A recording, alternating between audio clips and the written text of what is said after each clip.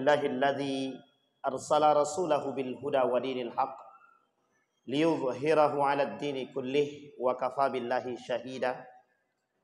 Asyhadu an la ilaha illallah wahdahu la syarika lah wa asyhadu anna Muhammadan 'abduhu wa rasuluhu la nabiyya ba'd.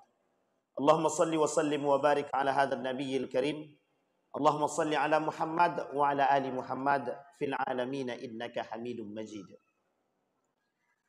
Ya ayyuhan nasu taqu rabbakumul ladzi khalaqakum min nafsin wahidah wa khalaqa minha zawjaha wa batha minhuma rijalan katsiran wa nisaa'a wattaqullaha alladzi tasaaluna bihi wal arham innallaha kana 'alaikum raqiba.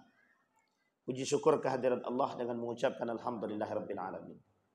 Berselawat kepada Nabi dengan mengucapkan Allahumma salli ala Muhammad wa ala ali Muhammad fil alamin innaka Hamidum Majid. Mudah-mudahan di malam hari ini Allah meridhai, memberikan rahmatnya dan memberkahi untuk kita semua. Semoga kita husnul khatimah dan istiqamah dalam kebaikan dan ketaatan.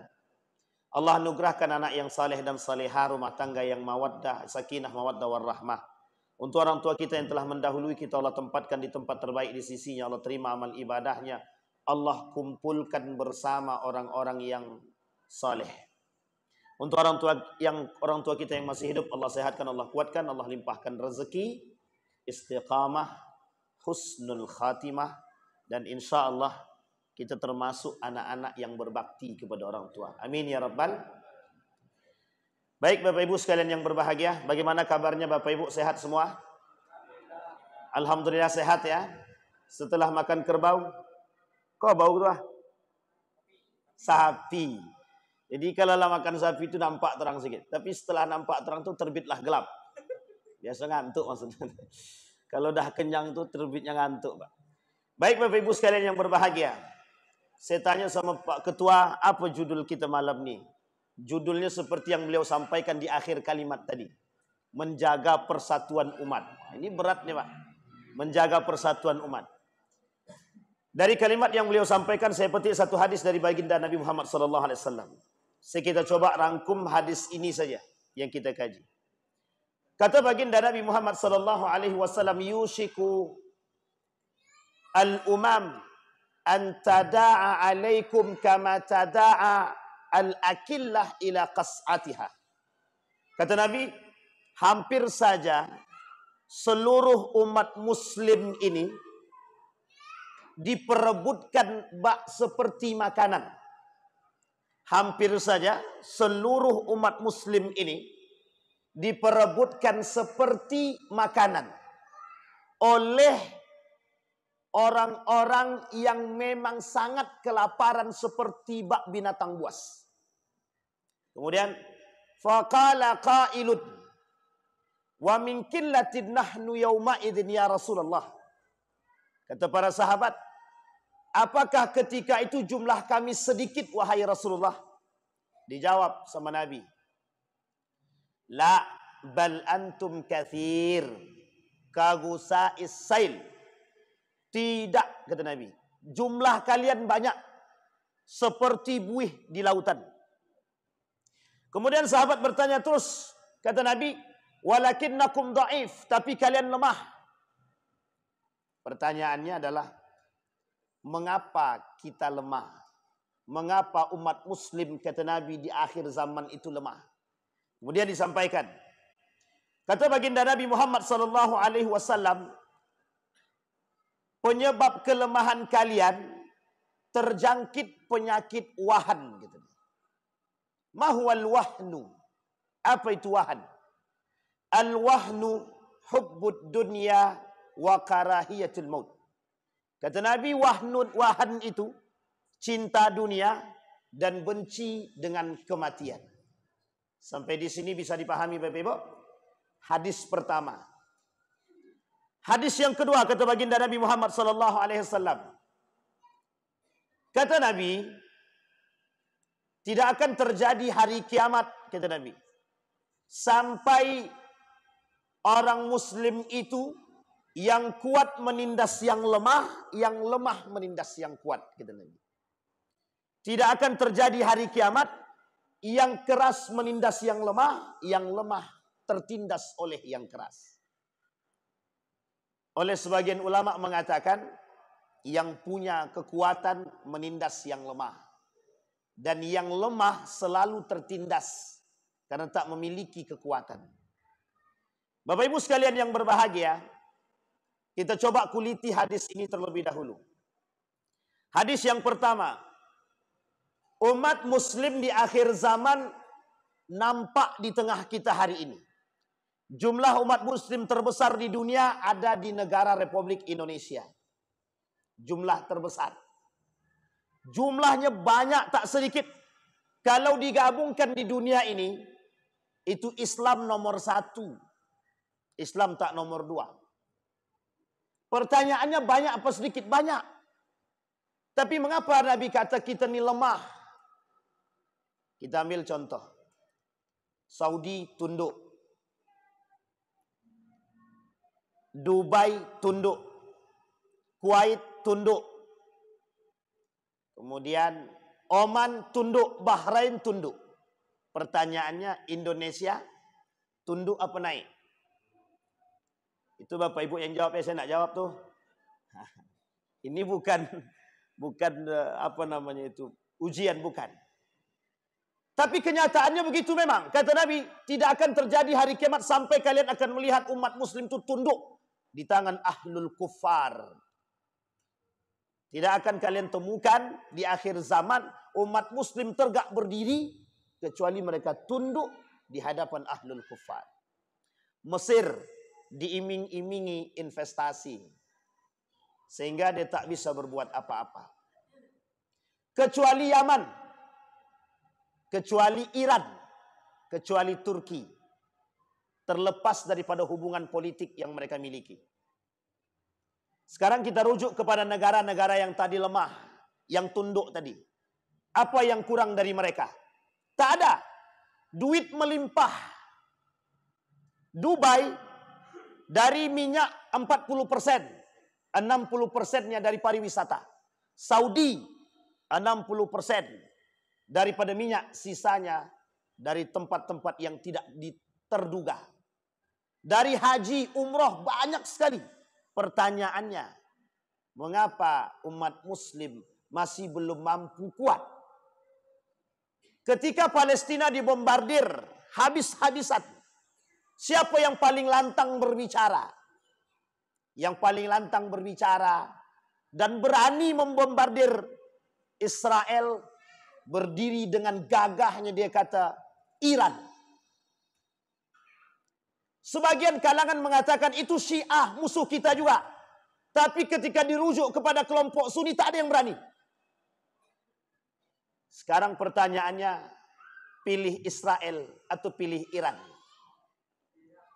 Pilih Iran tuh. Jadi bingung kan, dilema semua dibuat nih. Kata Fahmi Salim, kedua-duanya musuh kata dia. Tapi apa kata penasehat politik Erdogan? Dr. Gomez.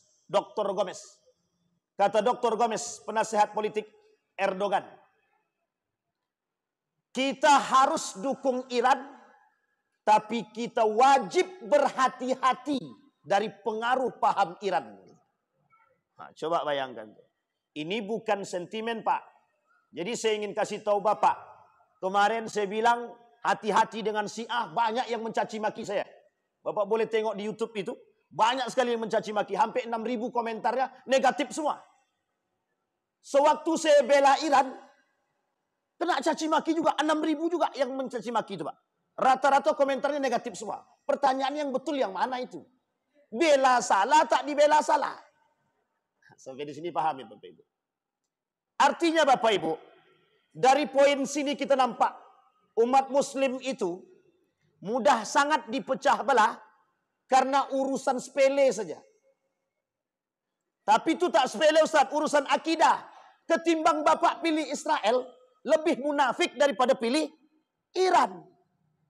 Bapak pilih Iran belum tentu munafik. Bapak pilih Israel jelas munafiknya. Kenapa kok jelas munafiknya? Kita bantu Israel. Sekarang perhatikan baik-baik. Saya ingin sampaikan kepada Bapak Ibu semua, cara Inggris menghancurkan umat muslim. Ini kaitannya dengan persatuan. Inggris itu dalam revolusi Arab, dia kerjasama dengan Sharif Hussein. Apa kata Inggris? Sharif Hussein, lo mau nggak memegang Hijaz? Yang ketika itu Hijaz itu Mekah Madinah di bawah kekuasaan Turki Utsmani. Tapi Sharif Hussein ketika itu seorang gubernur Hijaz. Singkat cerita kata Sharif Hussein, aku mau. Inggris kerjasama dengan Sharif Hussein. Diberikan bantuan militer. Semua Pak, senjata, duit dibantu. Tapi diam-diam Inggris kerjasama dengan Ibnu Saud. Hei Ibnu Saud, kau mau enggak pegang Hijaz? Yang terdiri dari Mekah dan Madinah. Yang kelak menjadi pusat peradaban itu. Kata Ibnu Saud, mau ambil daripada Sharif Hussein. Berkelahi Pak, gara-gara kekuasaan antara Ibnu Saud dengan Sharif Hussein. Sharif Hussein gubernur Hijaz. Ibnu Saud seorang pedagang Nejat. Muslim kedua-duanya. Hanya gara-gara Inggris berkelahi dia Pak. Satu. Sekarang yang kedua. Ada namanya Abdullah As-Sabah. Provokator handal pada masanya. Jadi Bapak Ibu ada satu hadis. Hadis itu sahih. Kata Nabi, Umar bin Khattab itu ibarat pintu. Ibarat pintu itu apa maksudnya? Kata Huzaifah ibnul Yaman, atadruna man huwal bab? Tahu kalian siapa pintu yang dimaksud oleh Nabi? Tidak ada yang tahu Pak. Sahabat Nabi tidak ada yang tahu. Oleh Huzaifah dikata, huwa Umar bin Khattab. Dia Umar bin Khattab. Bapak Ibu, Umar meninggal dunia. Meninggal Umar, semua fitnah itu keluar bagaikan air dari keran. Bapak Ibu lihat keran yang sudah airnya menumpuk, tak keluar ketika ditutup. Ketika dibuka mengalir sederas mungkin. Begitulah fitnah yang terjadi setelah wafatnya Umar bin Khattab. Apa fitnah yang paling besar di tengah umat muslim ketika itu? Al-iftiraqu bainal muslimin. Perpecahan di tengah umat muslim. Kita lihat. Ini saya bicara sejarah saja. Utsman bin Affan naik sebagai khalifah. 6 tahun masa kepemimpinan Utsman dicintai oleh masyarakat. 6 tahun terakhir masa akhir kepemimpinan, propaganda, provokasi, fitnah, semua muncul untuk Utsman bin Affan. Apa fitnah yang paling berbahaya bagi Utsman bin Affan? Dituduh membuat Al-Quran. Apa kata para mereka? Utsman itu sudah menghapus ayat-ayat Al-Quran demi kepentingan politik dia. Sehingga tuduhan Utsman itu banyak. Korupsi, nepotisme, mendudukkan keluarga di posisi-posisi penting. Nah, coba bayangkan. Sehingga apa yang terjadi? Abdullah bin Sabah melakukan provokasi terhadap umat muslim, terutama umat muslim yang ada di Mesir. Apa provokasinya? Yang tadi saya sampaikan. Ini nanti Bapak Ibu tarik saja benang merahnya ke keadaan kita hari ini. Singkat cerita Bapak Ibu sekalian yang berbahagia, Utsman bin Affan di demo. Beliau sedang baca Quran dalam rumah dia di Madinah. Sedang baca Quran. Selesai beliau baca Quran, Al-Quran masih di dada. Masuk 6 orang yang membunuh Utsman ibn Affan. Satu persatu dia masuk. Masuk yang pertama dicekik lehernya Pak. Pingsan Utsman ibn Affan. Dikira mati keluar dia. Masuk yang kedua, ditikamnya Utsman ibn Affan 6 kali tikaman dengan menyebut, ya Allah, aku serahkan tubuh Utsman kepadamu. Sampai di sini bisa dipahami. Bisa Bapak Ibu lihat kalimat pentingnya. Ya Allah, aku serahkan tubuhnya Utsman kepada engkau. Masuk ajudan Utsman, masuk orang ketiga. Ajudan Utsman membunuh orang yang kedua. Orang yang ketiga membunuh ajudan Utsman. Datang istri Utsman bin Affan, mengambil badan daripada sang suami, dipatahkan oleh orang ketiga tangan istri Utsman bin Affan. Masuk orang keempat, kelima dan keenam, mereka bertakbir kepada Allah, Allahu Akbar, untuk membunuh Utsman. Pertanyaannya, Muslimkah yang bunuh? Muslim. Dengan ucapan apa mereka bunuh? Allahu Akbar. Sampai di sini paham? Disinilah letaknya provokasi pertama di muka bumi dalam Islam, perpecahan umat Muslim mulai dari saat itu sampai hari ini dan sampai hari kiamat, sampai datangnya Imam Mahdi wa nuzulu Isa alaihissalam. Kalau tak datang dua ini, tapi mesti datang, karena itu hadisnya sahih dan perkataan baginda Nabi Muhammad sallallahu alaihi wasallam. Wa ma yantiqu 'anil hawa illa wahyun yuha. Nabi tak mungkin bohong, maksum. Semua yang disampaikan Nabi wahyu. Maka kelak umat Muslim ini bersatu dalam satu bendera, Imam Mahdi wa nuzul Isa alaihi salam. Sampai di sini bisa dipahami? Baik, sekarang kita lihat. Meninggal Utsman bin Affan. Siapa yang tertuduh atas pembunuhan Utsman bin Affan? Berdiri tegak dengan gagah Aisyah. Melakukan bukan provokasi.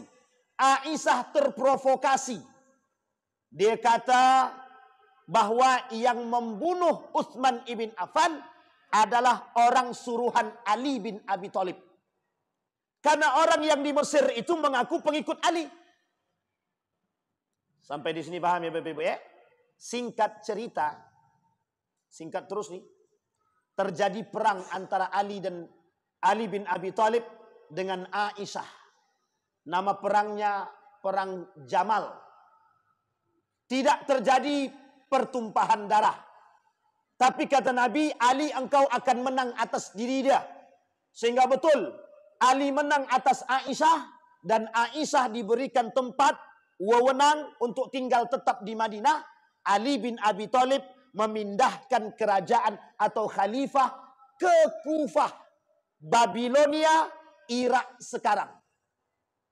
Sampai di sini bisa dipahami Bu ya? Kufah, Irak sekarang. Kemudian Muawiyah ibn Abi Sufyan yang ditetapkan atau yang ditempatkan di Damaskus, Syam sekarang, ditempatkan di Damaskus sebagai gubernur di sana, meminta dan memaksa Ali bin Abi Thalib, aku tidak akan berbaiat kepada Ali sampai Ali mengeksekusi mati pembunuh Utsman ibn Affan. Ali tak tahu sama sekali. Ali datang terakhir, pembunuhnya sudah tidak ada. Kemana Ali mau cari tahu? Orang yang melihat tak nampak, semua pengkhianat, pendusta. Ali tak bisa katakan. Apa kata Muawiyah? Aku tak mau tahu, pokoknya cari dan eksekusi mati. Coba bayangkan Pak. Jadi Ali bin Abi Thalib itu posisinya sangat dilema dan sangat sulit. Sehingga kata Ali bin Abi Thalib, Muawiyah ini berkhianat karena dia tak mau berbaiat kepada Ali bin Abi Thalib yang disepakati oleh para sahabat Nabi yang masih hidup ketika itu. Singkat cerita, terjadi perang antara Ali dengan Muawiyah. Apa nama perangnya Bapak Ibu? Nama perangnya Perang Siffin. 45.000 meninggal dari kalangan Muawiyah, 25.000 meninggal dari kalangan Ali bin Abi Thalib. Pertanyaannya, siapa yang menang? Siapa yang menang Bapak Ibu? Ali atau Muawiyah? Dari kalangan Ali 25.000 yang meninggal. Dari kalangan Muawiyah 45.000 yang meninggal. Yang menang yang mana? Ali bin Abi Thalib. Pertanyaannya, selesaikah sampai di situ? Tidak. Kata Muawiyah, aku ini mesti kalah. Oleh Muawiyah diambil tombak, diambil Al-Quran, diikatlah Al-Quran di situ, diangkat sebagai bentuk arbitrase at-tahkim, perdamaian. Hasil negosiasi antara pihak Ali dengan pihaknya Muawiyah, termasuk negosiatornya adalah Abu Musa al-As'ari. Bapak Ibu, 45.000 tambah 25.000, berapa jumlahnya? 70.000. Pertanyaannya, mati sia-sia atau mati betulan? Mati betulan, Pak. Tapi sia-sia matinya, Pak. Kenapa kok sia-sia? Mereka berkelahi sesama muslim, Pak. Sesama muslim. Hanya karena provokasi Abdullah bin Sabah. Coba bayangkan. Sekarang umat muslim dibuat begitu. Diprovokasi agar kita berkelahi. Pada masanya, Pak, kita merasakan betul. Umat muslim ini diadu domba betul. Antara satu dengan yang lain. Muhammadiyah, NU, Persis, dan lain sebagainya. Berkelahi kita di situ. Pokoknya aku tak akan masuk masjid itu. Itu masjid Muhammadiyah. Tak sejalan dengan akidah aku. Pokoknya aku tak mau masuk masjid itu. Masjid itu NU. Selalu pakai kunut. Bid'ah. Habis. Berkelahi. Cuma gara-gara kunut kita berkelahi. Rupanya dua-duanya tak solat subuh. Apa lebih tak parah itu lagi? Aku tak akan datang. Dia ada kendurian. Aku tak akan datang. Dua-duanya tak makan. Tanggung lapar sekali. Sampai di sini paham, Pak? Hanya karena persoalan furu'iyah. Tapi Bapak Ibu, itu bahasa kita yang furu'iyah. Tapi bahasanya orang barat tidak furu'iyah. Itu kerjaan orang barat, Pak. Untuk menghancurkan kita, biar kita lemah. Biar kita berpecah belah. Dulu. Nanti kita lihat. Siapa antek-anteknya orang-orang orientalis itu di tengah kita. Nanti dapat tuh, Pak. Nampak sekali. Singkat cerita Bapak Ibu. Berkelahi Ali dengan Muawiyah. Menang Ali. Terjadi perdamaian. Tapi kekhalifahan belum diberikan kepada Muawiyah. Balik Ali ke Kufah. Muawiyah pun balik ke Syam, Damaskus. Di tengah perjalanan ini cikal bakal keluarnya aliran sesat. Yang disebut dengan Syiah dan Khawarij. Syiah menganggap diri dia betul. Pokoknya selain daripada Syiah, itu sesat. Berarti kita ini sesat. Ini tak ada kaitannya perang Iran dengan Israel ya. Ini kelompok yang muncul. Syiah menyesatkan kita. Kata Syiah, Sunni itu pendusta. Kata Sunni begitu juga. Syiah itu pendusta, kata dia. Tapi Bapak Ibu, Syiah pernah berjaya pada masanya oleh dinasti Safawiyah yang kelak menjadi dinasti yang berkhianat kepada Turki Utsmani. Singkat cerita lagi. Muncul kelompok kedua. Namanya Khawarij. Yang membunuh siapapun yang tak sejalan dengan mereka. Dulu, benih-benih pemikiran Khawarij ini sampai ke Indonesia.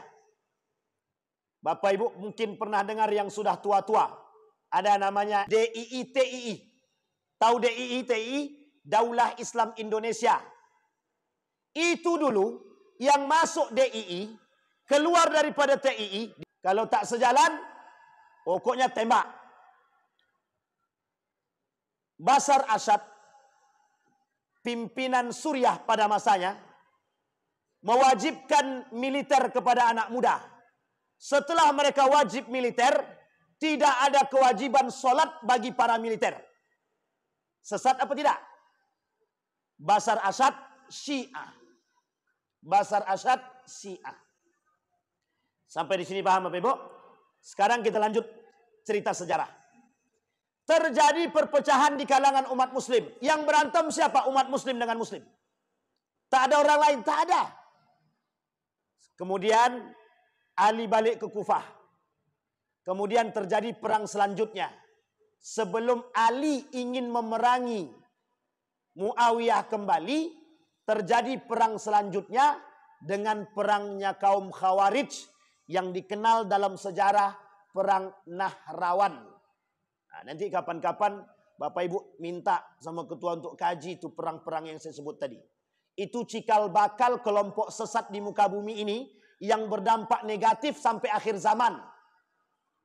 Dan itu bahaya, sangat bahaya. Singkat cerita Bapak Ibu, umat muslim terpecah belah di sini. Disinilah mulai cikal bakal pertama umat muslim terpecah belah. Maka lahir kelompok ketiga dari hal yang serupa, nama kelompok itu Murji'ah. Siapa Murji'ah itu? Yang menganggap dosa besar itu sepele, tidak dosa besar, tergantung pada hati dia. Misal, kalau hati dia tetap beriman pada Allah, sekalipun dia tak solat, sekalipun dia tak berhijab, itu urusan dia dengan Allah. Itu tidak dosa besar. Sekarang saya tanya Bapak Ibu, ada enggak pengikut itu sekarang? Bukan tak banyak lagi, banyak betul. Masih ingat kan Bapak Ibu? Paskibraka tak boleh pakai jilbab. Itu bagian Murji'ah itu Pak. Orang-orang pelaku Murji'ah begitu. Tak ada wajib jilbab. Nikah beda agama boleh. Agama semua sama benar. Itu bagian-bagian daripada Murji'ah itu. Nah, nanti kita sebut nama mereka itu. Itu adalah golongan-golongan liberalisme yang lahir di muka bumi ini. Hanya bertujuan untuk memecah belah kita, untuk melemahkan iman kita. Siapa mereka? Munafik. Yang kelak menjadi musuh terberat umat muslim adalah munafik. Di mana lahirnya munafik? Pada masa baginda Nabi Muhammad SAW, ketika Nabi berhijrah dari Mekah ke Madinah. Ini kaitannya dengan Muharram. Nabi di Mekah, musuh dia jelas. Siapa musuh Nabi? Kafir Quraisy. Di Madinah, Nabi kira musuh dia berkurang. Rupanya tambah banyak. Yahudi satu, Nasrani satu, terakhir manusia munafik. Bapak Ibu, munafik itu berada di antara kita. Yang membuat umat muslim ini terpecah belah sesama muslim, itu orang munafik itu Pak. Muslim dia, muslim. Tapi kenapa dia pecah belah kita? Karena dia punya kepentingan. Kalau tak ada kepentingan, dia tak mau. Tapi karena ada yang diinginkan, dia mau. Sekarang kita lihat lagi. Sekarang nih kita selesaikan sejarah tadi. Kembali kepada poin tadi. Bapak Ibu sekalian yang berbahagia, saya sampaikan. Sistem monarki dalam Islam. Sistem monarki dalam Islam. Atau lebih tepatnya sistem kekerajaan dalam Islam. Menghapus sistem khalifah musyawarah. Itu terjadi pada masa dinasti Muawiyah atau Umayyah. Dimulai oleh Muawiyah ibn Abi Sufyan yang menunjuk anaknya Yazid ibn Muawiyah menjadi khalifah yang oleh ulama Syam Damaskus disepakati akan kefasikannya. Ini juga sejarah pertama kali dalam Islam, sejarah pertama pimpinan atau khalifah yang dikenal fasik oleh ulama setempat. Namanya Yazid ibn Muawiyah. Siapa Yazid bin Muawiyah ini Pak? Anak dari Muawiyah ibn Abi Sufyan. Siapa Muawiyah itu Pak? Anak dari Abi Sufyan. Siapa Yazid bin Muawiyah? Anak dari Muawiyah. Yazid ibn Muawiyah, Muawiyah ibn Abi Sufyan. Siapa Abu Sufyan itu? Yang masuk Islam terpaksa. Karena takut harta bendanya dijarah oleh Nabi dalam penaklukan kota Mekah. Sampai di sini sudah paham sejarah Bapak Ibu? Di sini cikal bakal hancur dan berkelahinya umat muslim dengan muslim. Sampai runtuh daulah atau dinasti Umayyah diambil paksa oleh dinasti Abbasiyah. Runtuh dinasti Abbasiyah diambil paksa oleh kerajaan-kerajaan muslim lainnya. Terbangun di Andalusia yang disebut dengan Umayyah kedua yang kelak juga habis, dihanguskan. Runtuh Andalusia disebabkan perkara dunia. Sekarang saya sampaikan Bapak Ibu. Dinasti Umayyah dinasti Abbasiyah, dinasti Turki Utsmani, Andalusia hancur dan runtuh disebabkan urusan cinta terhadap dunia. Sampai sini sudah paham Bapak Ibu? Perebutan kekuasaan, perebutan tahta, perebutan harta dan lain sebagainya terjadi pada masa semua kerajaan Islam, semua. Singkat cerita Bapak Ibu, ini singkat cerita lagi nih. Kembali kepada poin sejarah tadi. Apa kata Nabi? Lemah umat Islam itu, lemah kerajaan Islam itu disebabkan cinta terhadap dunia. Maka salah satu cara untuk melemahkan umat muslim agar mudah dipecah belah lewat jalur ekonomi. Pokoknya Pak Ustadz, terserah mau Pak Ustadz suruh kami boikot produk Israel atau tidak suruh, kami tetap menjalankan karena orang Israel yang kasih kami makan. Mau tak mau Pak? Nabi Muhammad SAW pernah dilecehkan di Prancis oleh Charles Hebdo. Apa kata Charles Hebdo? Tuh Muhammad, tukang zina, porno, dan lain sebagainya. Ditembak mati Pak oleh orang muslim. Apa jawaban sebagian besar umat muslim? Jangan ikut campur. Biarkan saja mereka begitu. Itu haknya dia. Islam dicaci, Islam dimaki, Al-Quran dihabisi, Nabi dihina. Kita cuma bisa diam. Kenapa kita bisa diam? Karena ada yang mendukung mereka. Siapa yang mendukung mereka? Umat muslim. Siapa mereka? Yang dibiayai, yang dibayar. Kita membela mati-matian Palestina, ada saudara kita yang masih membela Israel. Siapa mereka? Yang masih membeli produk Israel dan Yahudi. Jangan tersinggung. Sekarang kita rujuk. Siapa mereka? Munafik. Yang membela mereka itu orang munafik. Yang membela ahlul kufar yang menyiksakan kita, orang munafik. Disampaikan dalam kitab Al-Wala' wal Bara'. Bahkan masuk dalam kategori kufur. Orang muslim masih membantu negara yang menyiksa umat muslim, maka dia masuk dalam kategori munafik. Bapak Ibu, perlu kita sampaikan Pak. Setelah Kemal Atatürk naik menjadi presiden Turki yang merubah sistem khalifah di masa Turki Utsmani, apa yang dilakukan oleh Kemal Atatürk? Yang dilakukan oleh Kemal Atatürk, dihapus semua yang berbau-bau Islam. Dihapus Pak. Dihapus. Bahasa Arab belajar tak boleh. Baca Quran tak boleh. Azan harus pakai bahasa Turki. Tidak boleh ada bau-bau Islam. 2017 saya keluar dari universitas, salah satu universitas, mengambil gelar S2. Tidak boleh lagi ketika itu menggunakan gelar yang ada Islamnya di belakang. Tidak boleh.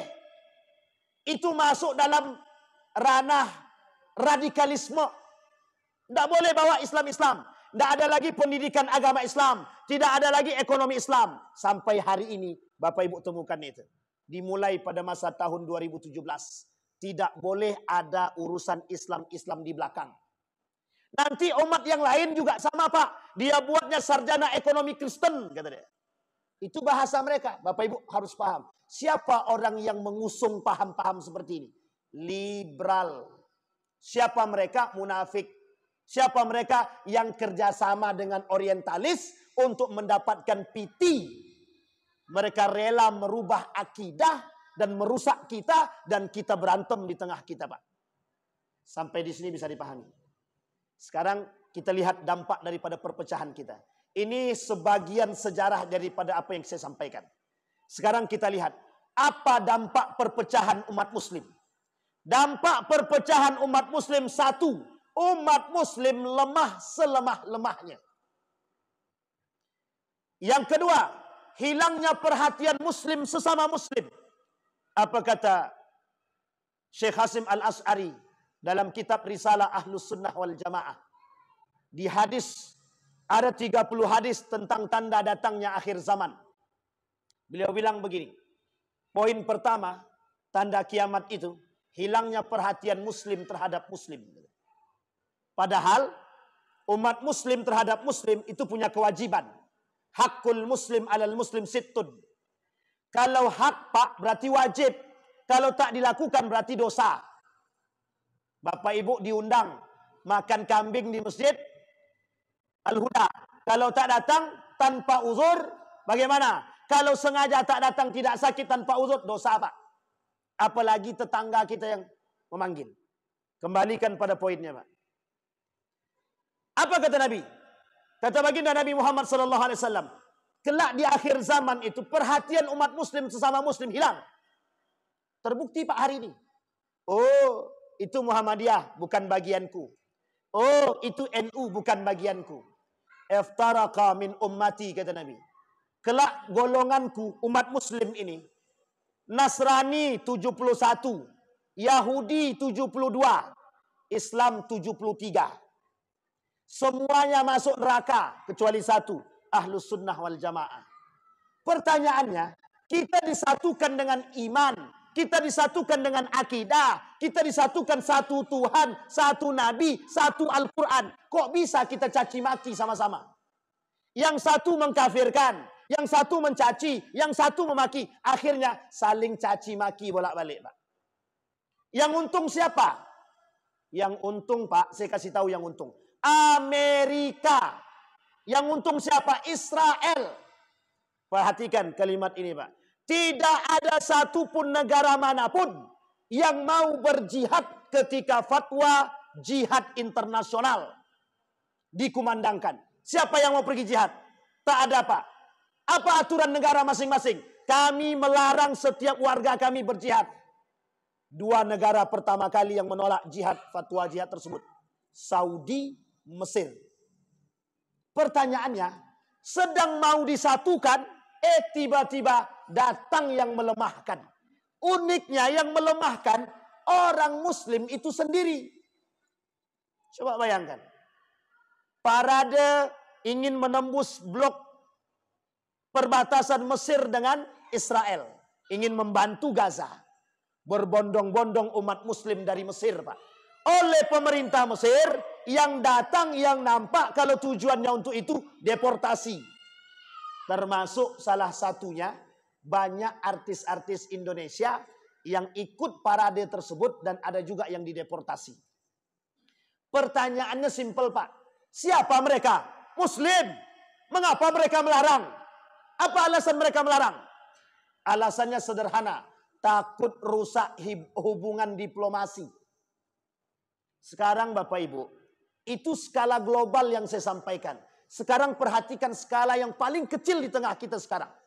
Hampir setiap masjid merasakan punya masjid masing-masing. Yang satu punya masjid, jadi tak mau dia main ke masjid yang lain. Yang satu punya masjid tak mau juga main ke tempat masjid yang lain. Ini masjid Muhammadiyah, ini masjid Salafi, ini masjid Wahabi, ini masjid NU, ini masjid Persis. Itu rumah Allah, bukan rumah kalian. Pak, perhatikan baik-baik hadis ayat ini dalam Al-Quran. Orang munafik pada masa Nabi ingin membunuh Nabi itu serius. Jadi orang sekarang, orang kafir sekarang, orang munafik sekarang ingin menghancurkan kita juga serius. Sekarang kita perhatikan di mana letak keseriusan mereka ingin menghancurkan kita. Mereka, Pak, pada masa baginda Nabi Muhammad masih hidup, dibangun masjid namanya Masjid Dirar. Tahu Bapak Ibu Masjid Dirar? Diabadikan oleh Allah dalam Al-Quran. Nabi pergi perang Tabuk. Dalam perang Tabuk itu, ketika balik dari perang Tabuk, apa kata Allah sama Nabi? Nanti balik, hancurkan masjid itu. Ada masjid namanya Masjid Dirar. Tahu Bapak Ibu yang bangun siapa? Kaum munafik yang masuk Islam. Abu Ubaid bin Salul. Gembongnya munafik ketika itu. Masuk Islam, tujuannya ingin menghancurkan Nabi. Dibangunlah Masjid Dirar. Diminta Nabi untuk meresmikan masjid tersebut. Kalau nanti Nabi masuk masjid ini, kita bunuh. Cuma dia lupa. Nabi ini Nabi. Ada Allah. Pulang Nabi dari perang Tabuk.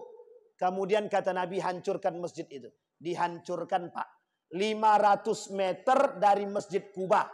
Di depan Masjid Kuba, 500 meter di depannya itu. Ada masjid dinamakan Masjid Dirar. Sudah dihancurkan. Tujuan masjid itu dibangun hanya untuk memecah belah umat muslim dan membunuh baginda Nabi Muhammad SAW. Pertanyaan saya, ada enggak sekarang begitu? Ada enggak sekarang begitu?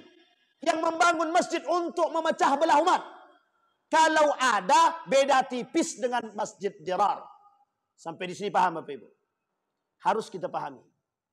Jadi Bapak Ibu sekalian yang berbahagia, betapa beratnya kita ketika ingin mengangkat persatuan, ternyata yang merusak bukan dari jauh. Belakang kita sendiri, Pak. Siapa mereka? Munafik.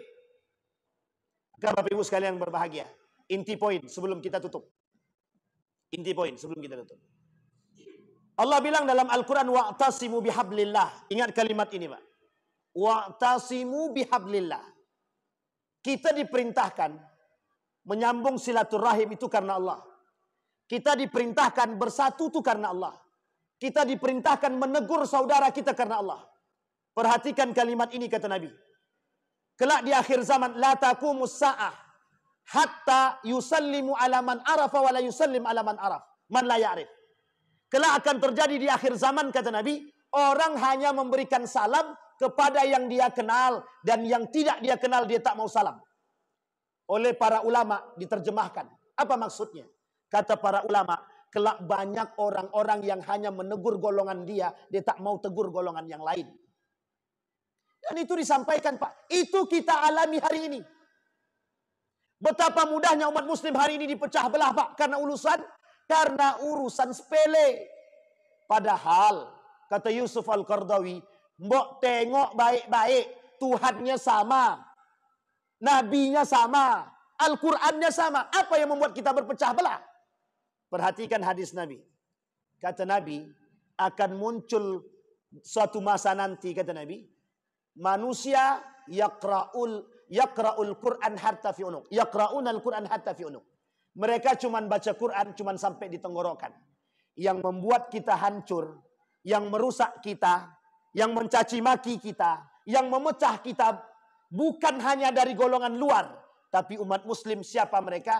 Yang membaca Al-Quran cuman sampai di tenggorokan. Artinya apa? Tidak paham makna Al-Quran.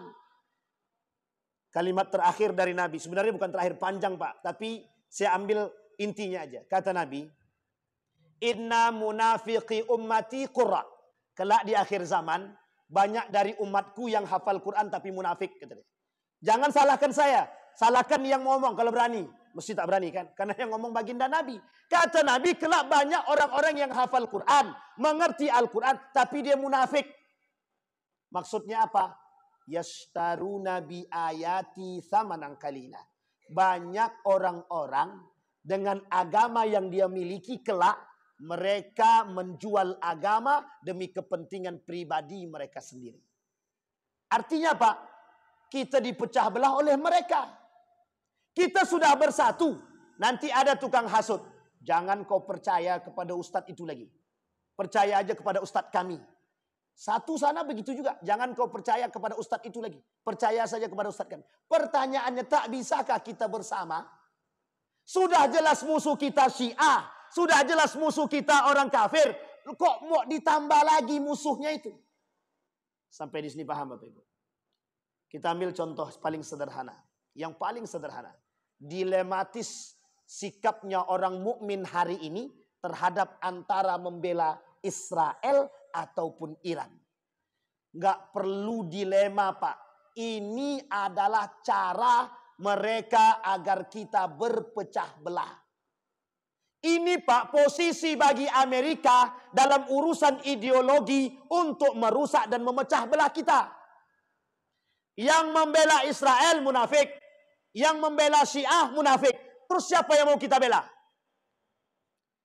Ketika Israel dibombardir, ketika Palestina dibombardir oleh Israel, mana negara-negara Sunni yang berani? Tidak ada selain daripada Yaman. Tidak ada Pak.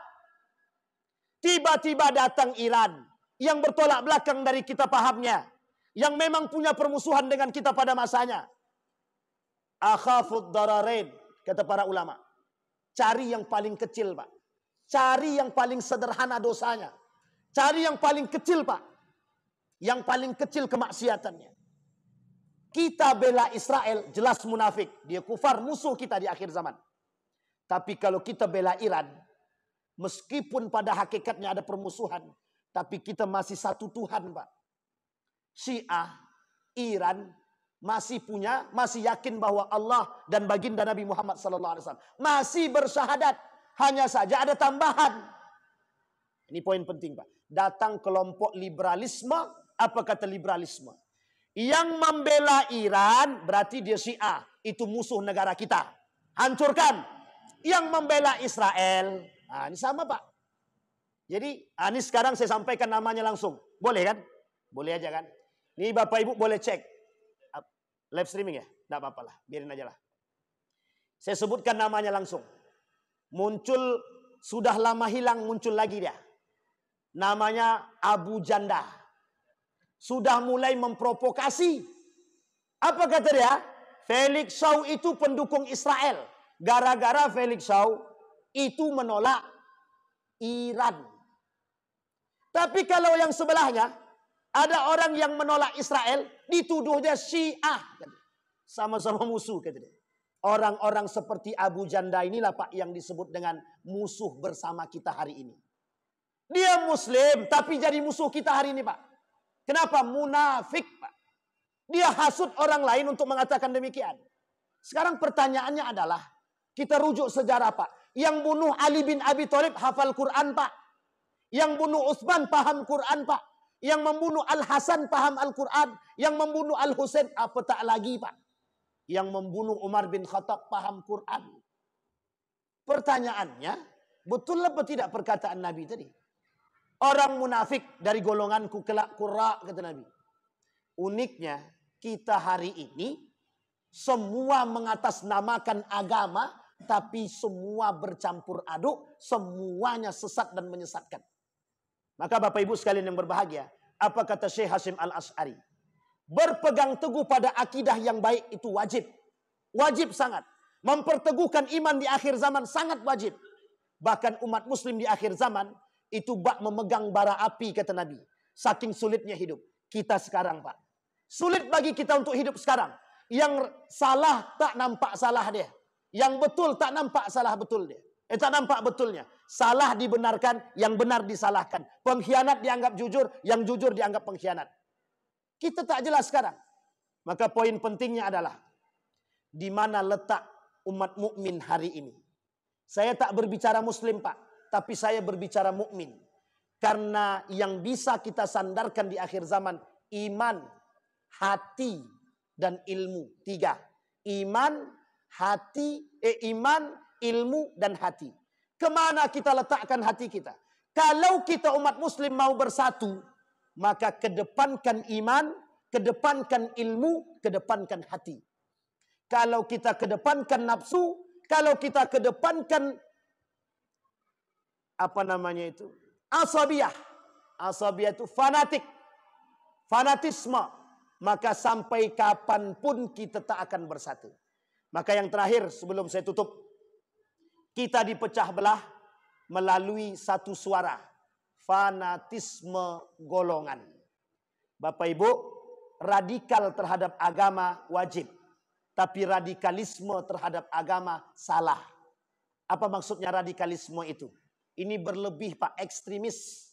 Tapi kalau kita radikal, mendalami ilmu agama, hukum dia wajib.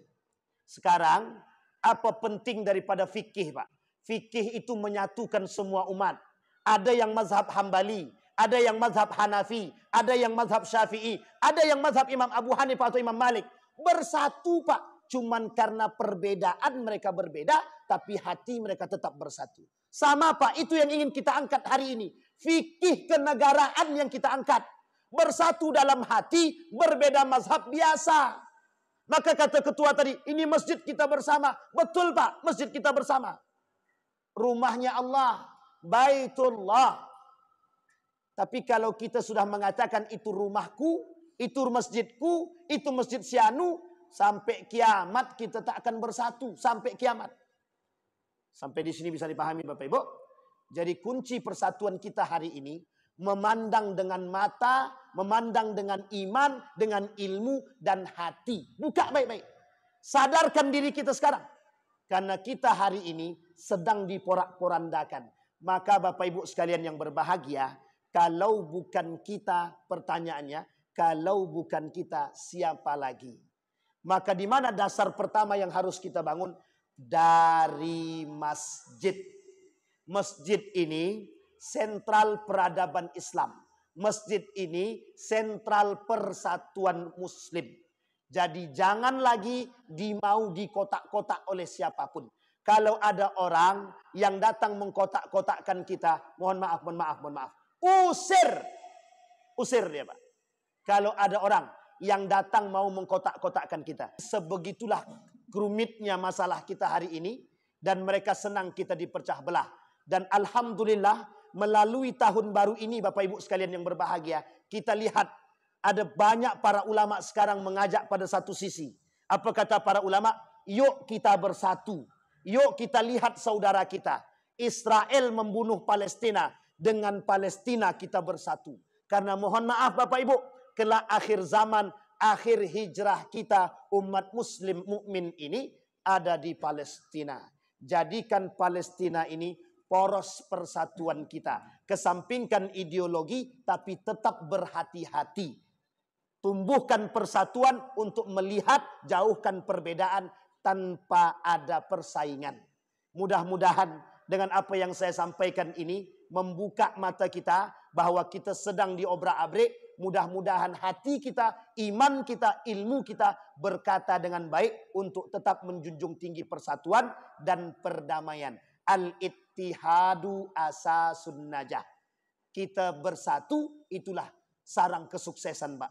Insya Allah mudah-mudahan dari Masjid Al-Huda ini kita bangun persatuan kita hilangkan suuzon kita hilangkan fanatisme kita. Mudah-mudahan setiap kelompok yang sholat di sini merasa nyaman. Amin ya rabbal. A'udzubillahi minasyaitonirrajim. Bismillahirrahmanirrahim. Alhamdulillahirabbil alamin. Hamdan syakirin, hamdan naimin. Hamdan yuafi ni'amahu wa yukafi'u mazidah. Ya Rabbana lakal hamdu kama yanbaghi li jalali wajhikal karim wa azim sultanik. Allahumma faqihna fid din wa 'allimna ta'wil. Allahumma ansur man nasara ad-din wa akhdhul man khadhal muslimin. Allahumma arinal haqqa haqqa warzuqna ittiba'ah wa arinal batila batila warzuqna ijtinabah. Allahumma ansur man nasara ad-din wa akhdhul man khadhal muslimin. Allahumma ansur ikhwanana al-mujahidin fi Palestin wa fi Gaza wa fi kulli makan. Allahumma dammiril yahud. Allahumma ahlikil kafarata wal mubtadi'ata wal musyrikin. A'da'aka a'da'ad-din. Allahumma alif qulubana ala kalimatika la ilaha illallah. Allahumma alif qulubana bainal muslimina wal muslimat. Ya rabbal alamin. Allahumma anfa'na bima 'allamtana warzuqna 'uluman tanfa'una fid dini wad dunya wal akhirah. Rabbana hab lana minas salihin. Rabbana hab lana min azwajina wa dhurriyyatina qurrata a'yun waj'alna lil muttaqina imama. Rabbana atina fid dunya hasanah wa fil akhirati hasanah wa qina azaban nar. Walhamdulillahi rabbil alamin. Assalamualaikum warahmatullahi wabarakatuh.